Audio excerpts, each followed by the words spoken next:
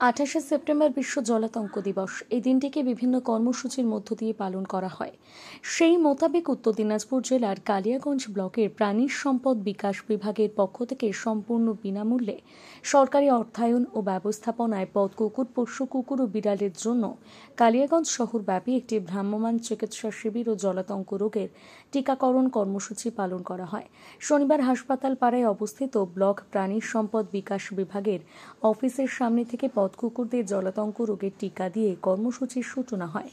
উপস্থিত ছিলেন পঞ্চায়েত সমিতির সভাপতি হিরণময় সরকার, পুরপ্রধান রাম নিবাসী সাহা, প্রাণী সম্পদ বিকাশ বিভাগের চিকিৎসক ডক্টর মানিকলাল সাহা সহ অন্যান্যরা।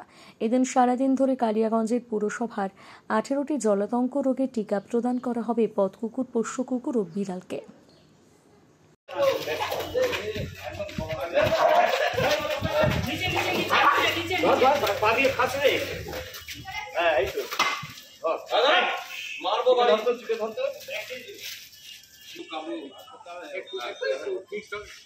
এরকম করে চেপে ধর, পেছন দিক থেকে কিচ্ছু করবে না। আমরা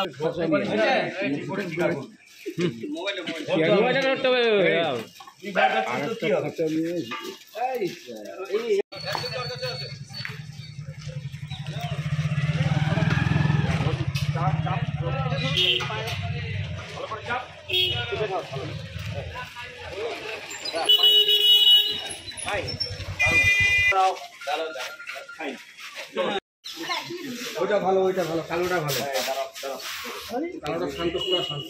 ফাইন, দারুণ, দারুণ।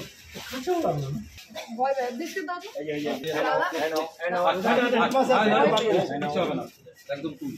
এই যে এদিকে এই খাঁচাটা নাও তাহলে।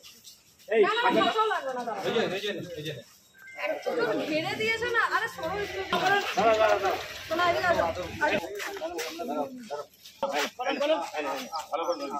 খাঁচাটা ভালো।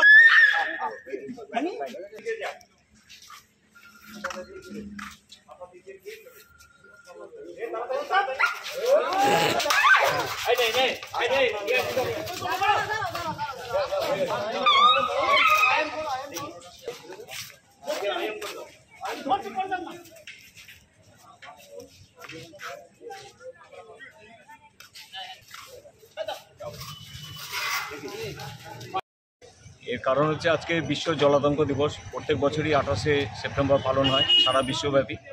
আজ আমরা কালিয়াগঞ্জ শহর এলাকায়, মিউনিসিপ্যালিটি এলাকায় বিশেষ করে 18টা জায়গা রেখেছি, 18টা পয়েন্ট। সকাল 9টা থেকে আমরা স্টার্ট করেছি হাসপাতাল থেকে বিভিন্ন জায়গায়। এখন আমরা নাটমন্দির প্রাঙ্গণে আছি।